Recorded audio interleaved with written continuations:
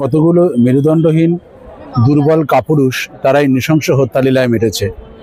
এর সাথে কি ধর্মের সম্পর্ক আছে জানি না, তবে যেটা আছে সেটা হচ্ছে নৃশংসতার সম্পর্ক আছে এবং একটা রাজনৈতিক অভিসন্ধি আছে যেটা বরাবর চলে এসছে।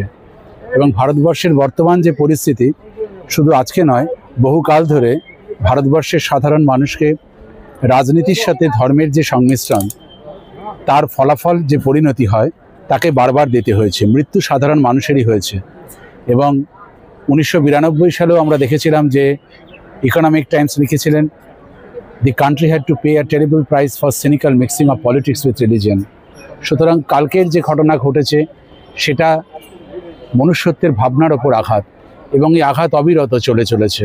কিন্তু যে ফাঁক, যে প্রশাসনিক দুর্বলতা, এবং এটাকে বাই অ্যাক্সিডেন্ট বলবো না বাট বাই ডিজাইন বলবো, সেটা নিয়েও ভাবতে হবে।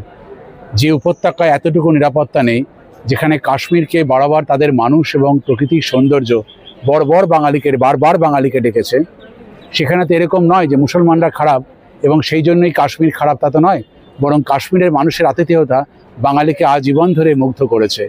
কিন্তু এই ঘটনাটা যেটা ঘটে চলেছে সেটা অত্যন্ত নক্কারজনক এবং কাশ্মীরের মানুষও প্রতিবাদ জানিয়েছে।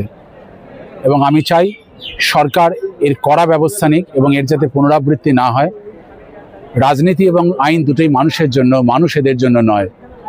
এবং এই যে একটা বিবেকহীন রাজনীতি এবং শুধুমাত্র মৃত্যুকেন্দ্রিক রাজনীতি, মৃত্যুকে ফায়দা করে মিছিল, মৃত্যুকে ফায়দা করে অভিযান, সবটাই গণতন্ত্রের ভোটের সুরঙ্গে, সেটাও কিন্তু এই মৃত্যুকে আবার সুনিশ্চিত করতে পারে।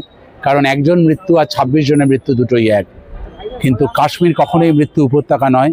এই দেশ আমার দেশ নয় যদি তা মৃত্যু উপত্যকা হয়। সুতরাং ভারতবর্ষের সাধারণ মানুষ খুব অসহায়, কারণ রাজনৈতিক বোধ বিবেক বর্জিত এবং অভিসন্ধিমূলক। কারণ ক্ষমতা পাকস্থলী কেন্দ্রিক, ক্ষমতা বিলাস কেন্দ্রিক, তার ফলাফল যা হয় সাধারণ মানুষকে দিতে হয়। আমি আশা করি রাজনীতির শুভবোধ একদিন জাগ্রত হবে এবং মানুষ যেদিন জাগবে সেদিনই ভোর হবে।